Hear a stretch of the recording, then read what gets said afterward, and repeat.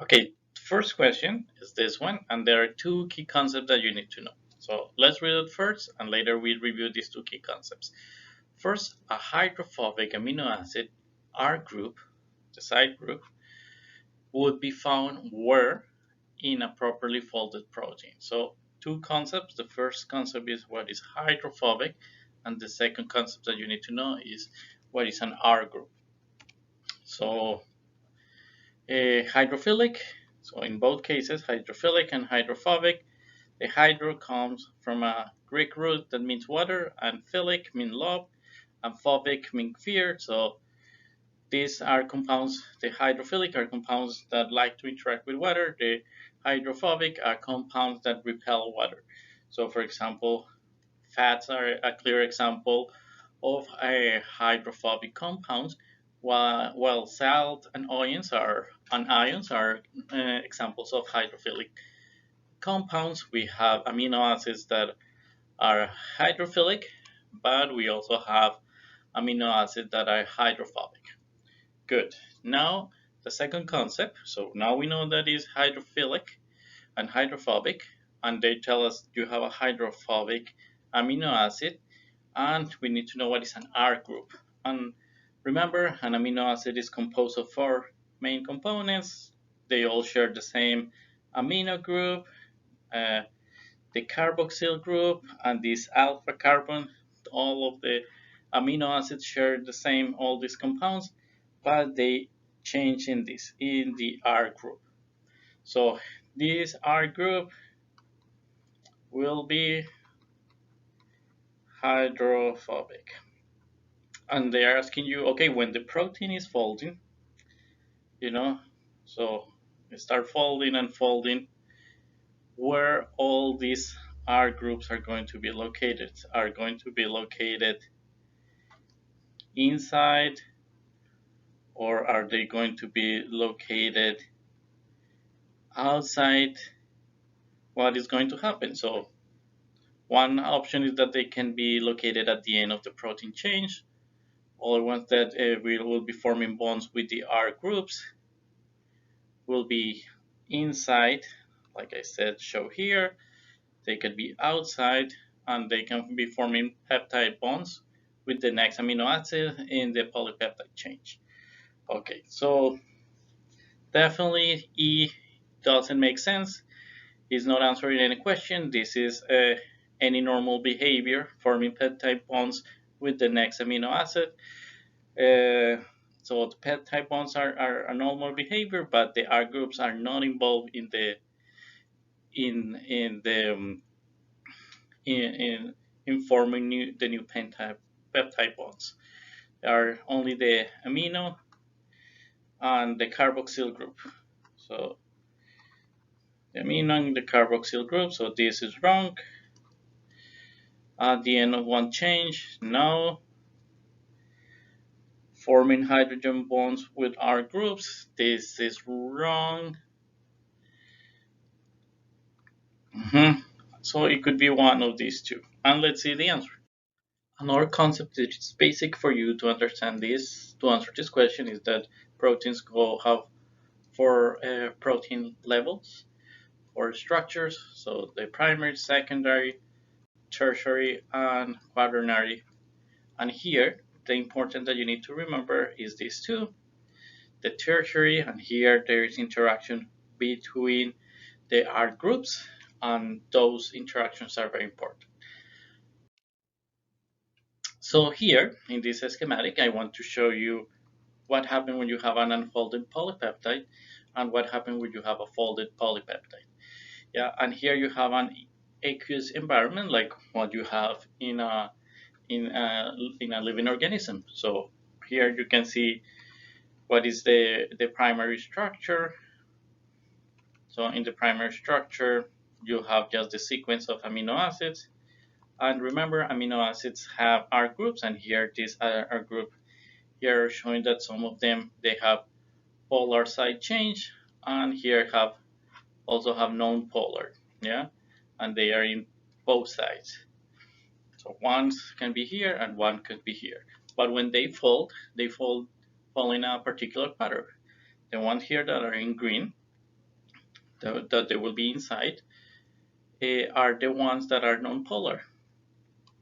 Yeah, so the ones that are inside are away from the water molecules because they are hydrophobic. They don't like water, so as they don't like water, they should be trying to be far away from them. While the hydrophilic, as you can see here, they will be outside and they will be interacting with water. So this answer of here, that they will be outside, the hydrophobic, is wrong. So to summarize, the correct answer is C, and you have to remember what is hydrophobic, what is an R group, and how proteins are folded, and hopefully this schematic help you to answer this question. The other ones, this one is wrong, and the other ones actually they don't answer this question.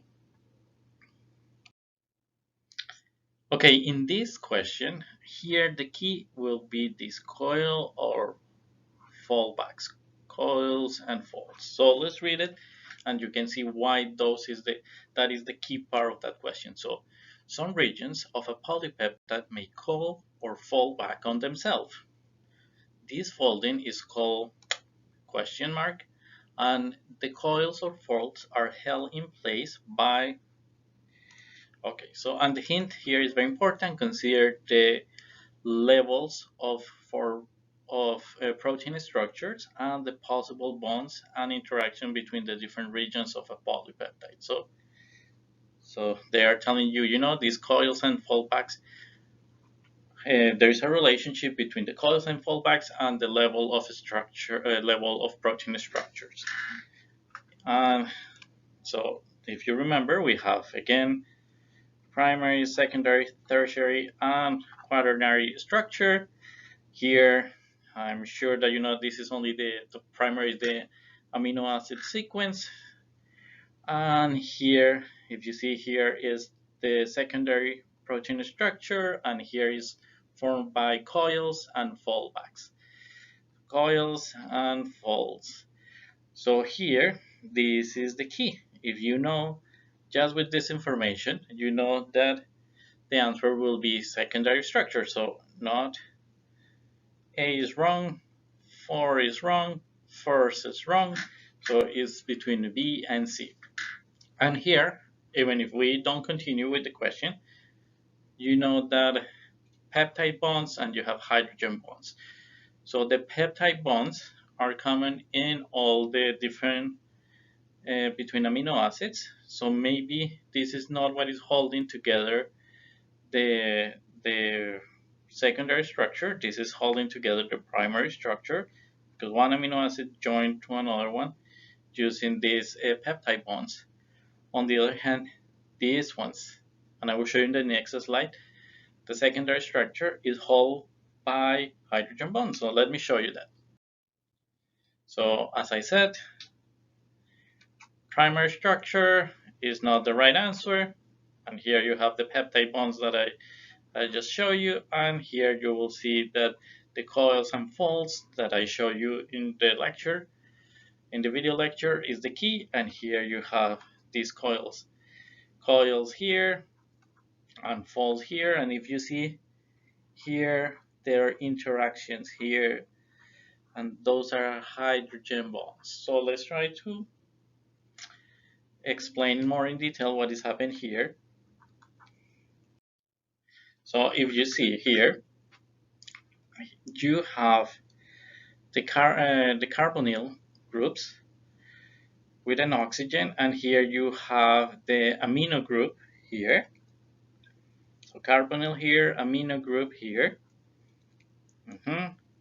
And between those two groups, you can form hydrogen bonds.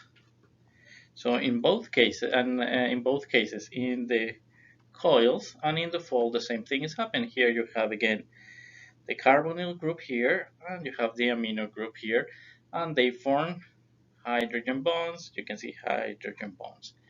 So remember, the answer here will be when you have this pleated sheet and Alpha helix, the carbon is at the secondary structure, and the hydrogen bonds are holding together those type of structures. So definitely the answer will be this one. And just as a reminder, here in the tertiary protein structure, I just told you that this is the backbone atoms, and all of these ones are similar in between amino acids. However, here there you have the R groups that are the ones that are different, and in the tertiary protein structure, the interactions are between the R groups of the amino acids. So you can have hydrogen bonds again, but those hydrogen bonds will be between R groups.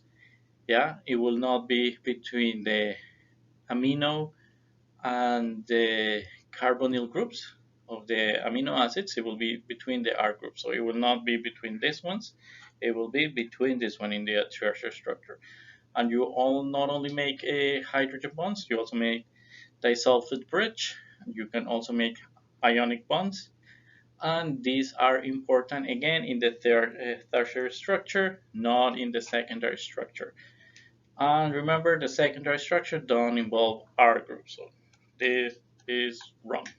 Only in the tertiary structure the R groups are important.